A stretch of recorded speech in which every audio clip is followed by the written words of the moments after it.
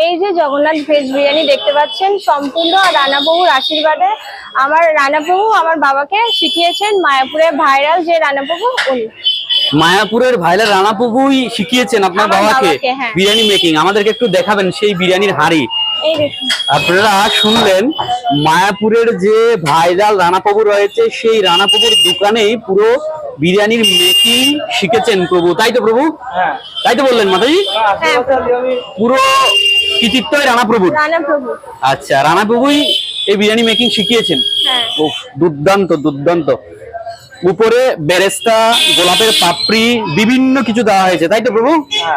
অনেকদিন পর আমরা আবারও চলে এসেছি হাসনাবাদ দেবীর মোড় মুড়িরহাট যে জগন্নাথ ভেজ রেস্টুরেন্ট রয়েছে, সেই জগন্নাথ ভেজ রেস্টুরেন্টে।